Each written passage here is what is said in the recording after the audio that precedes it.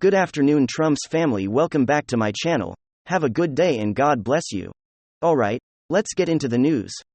And huge news coming out of Alaska, which should be very pleasant for you guys to hear about, that Lisa Murkowski could be being ousted in the state by the Trump-backed candidate, who is running for Senate out there, Kelly Touche Baka to speak, man to Chewbacca, Tisha Baka. And who is currently going against the Republican Rhino machine right now, because Mitch McConnell has dumped a few $1 million into that race to stave off this challenge from Trump's endorsement.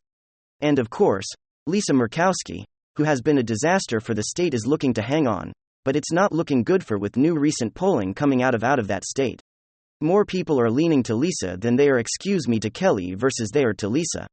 So let's go and dive into what we have here.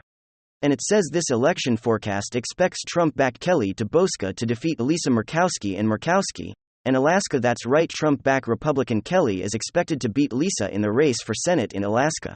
According to election forecaster 538, conservatives will be overjoyed if this actually happens. Murkowski is known for siding with Democrats. When her party needed her, Kelly would be a fresh face, and more loyal conservatives.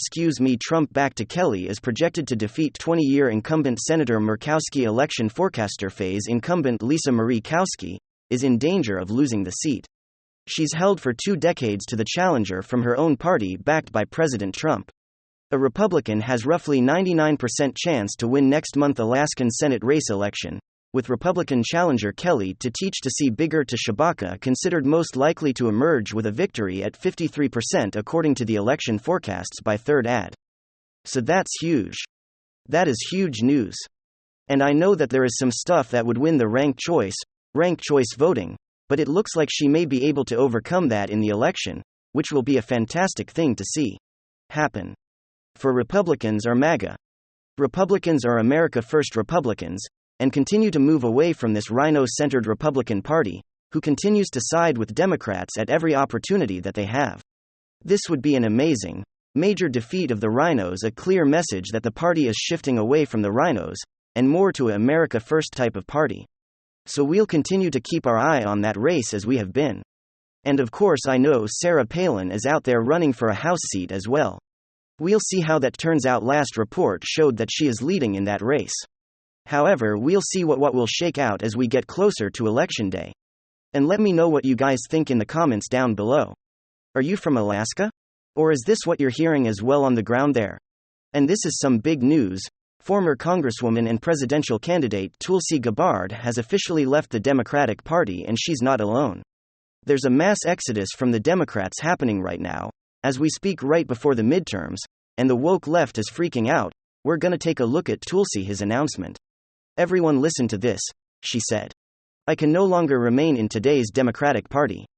That's under the complete control of an elitist cabal of warmongers, who are driven by cowardly wokeness, who divide us by racializing every issue and stoking anti-white racism, who actively work to undermine our God-given freedoms that are enshrined in our Constitution, who are hostile to people have faith and spirituality, to demonize the police, but protect criminals at the expense of law-abiding Americans who believe in open borders, who weaponize the national security state to go after their political opponents, and above all, who are dragging us ever closer to nuclear war. Now, I believe in a government that's of the people, by the people, and for the people. Unfortunately, today's Democratic Party does not. Instead, it stands for a government that is of, by, and for the powerful elite. Now, I'm calling on my fellow common-sense, independent-minded Democrats to join me in leaving the Democratic Party. If you can no longer stomach the direction that the so-called woke Democratic Party ideologues are taking our country, now I invite you to join me. That was absolutely brilliant. And that's classic.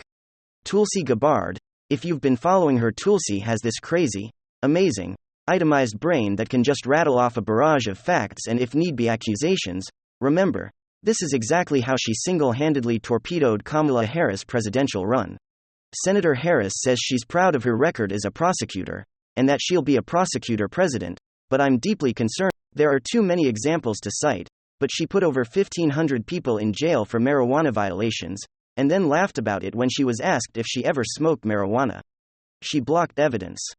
She blocked evidence that would have freed an innocent man from death row until the courts forced her to do, so she kept people in prison beyond their sentences to use them. as cheap labor for the state of California. And she fought to keep cash bail system in place that impacts poor people in the worst kind of way. Okay. And Kamal has been a laughingstock ever since now. Notice the list of grievances that Tulsi cited. I can no longer remain in today's Democratic Party that is now under the complete control of an elitist cabal of warmongers driven by cowardly wokeness. That's brilliant. I mean, that's a very impressive wordsmithing, warmongers driven by cowardly wokeness. Wokeness does not allow for any debate, for any challenge whatsoever to its orthodoxy. It operates with totalizing categories. Silence is compliance, right? Rather than think they get triggered, they shut down all debate and they demand only submission. And when this gets turned into a foreign policy like it has with Russia, it risks, as she says at the end, it risks dragging all of us into an all-out nuclear war. And so that's where we see coercion and cowardice come together, and it's coming together in the modern-day Democratic Party. And then she says that these warmongers divide us by racializing every issue and stoke anti-white racism. This is cultural Marxism. Cultural Marxism exploit race as an indicator victimhood ever since the publication of Herbert Marcuse. His essay on repressive tolerance back in the 1960s. Race for the radical left has been the dividing factor between two groups of people. One group is always considered the oppressor group, which of course in the West is the dominant white majority, whereas the other group is always considered the oppressed group, which is everyone else and everything in society is supposed to evidence in some way, shape or form, no matter how stretched or insane, that our entire social order is held together by this system of oppression. And this is today's modern Democratic Party. This is today's MSNBC every single night. Tulsi then went on to mention the radical secularization of the Democrats, who actively work to undermine our God-given freedoms hostile to people of faith and spirituality. Again, this is because both our Constitution and our Christian values are recast by leftists as active constituents in this systemic oppression. And then she says that the Democrats demonize the police and protect criminals at the expense of law-abiding Americans. And that's simply because those law-abiding Americans are the real criminals. As far as the Democrats are concerned, their silence has perpetuated a system that by its nature, disproportionately disadvantages and incarcerates minorities. And of course, she finished off with the Democrats' devotion to open borders in order to fundamentally remake our nation to a cultural Marxist paradise. And they weaponized the national security state to go after their political opponents. That's weaponized legalism, that we talked about so much in our other videos, especially around Mar-a-Lago, and then above all, dragging us ever closer to nuclear war. And with these reasons, cited Tulsi Gabbard has announced her official break from the Democratic Party just weeks before the midterms, and she's encouraging her fellow like-minded Democrats to do the same. So what does this all mean? What is the big takeaway from all this? Well, one thing that we can all renounce together is a colossal failure of Joe Biden's economic insanity. So what is the big takeaway here? Well, the Democratic coalition is beginning to crack. And it's cracking, as you heard so eloquently, it's cracking around wokeness, far from being the glue that's holding the Democrats together, is actually more akin to an explosion device that's shattering the party, or as the New York Times recently referred to it, it's more like a kryptonite that's slowly poisoning the party and weakening it. The reason why wokeness is crashing the party is because by its nature, it's inherently divisive. One of the primary ways we work our differences out and get along with each other, especially people of differing opinions and perspectives, as well, we talk, we discuss, and yes, that often involves some pretty passionate arguing for sure, but this is all part of the process of hashing things out, so we can arrive at some kind of mutual understanding. But as a number of pundits have observed, wokeism does not allow for that.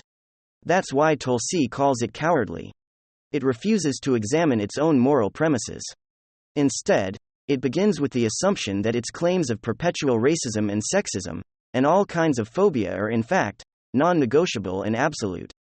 And anyone who would even dare challenge them is by definition guilty of the very crimes woke moral assumptions ascribed to the unwelcome. In other words, all discussion is shut down. There's no basis to have a discussion, since anything anyone says is either the result of their privilege, or it's the result of their victimization. And so, like the former liberal Democrat, Brandon Straka, more and more people are indeed walking away from the Democratic Party. In fact, as it turns out, Brandon Straka's walkaway movement was just the beginning. we're going to find out that more people than ever are leaving the Democrats in droves. Alright, so who's walking away from the Democrats? Well, the white working class have left the Democratic Party in droves, and that defection alone is turning states like Iowa and Ohio, Wisconsin, Michigan, Pennsylvania, more and more red, and not just red but deep red. Latinos are walking away from the Democrats in droves. Latinos, are consistently the most conservative demographic in our nation, are very pro-life, very pro-Christian, very pro-family, and wokeness does not have any place in such a value system. And we also noted in our video just the other day, even CNN is admitting that black men in particular are leaving the Democratic Party in record numbers. The Democratic coalition is indeed unraveling right before our very eyes now, with Tulsi Gabbard helping to lead the way. Thanks for joining us on today's episode of Open Source News. Don't forget to like, share, subscribe, and turn on the notification bell so you don't miss a thing. Thank you very much. www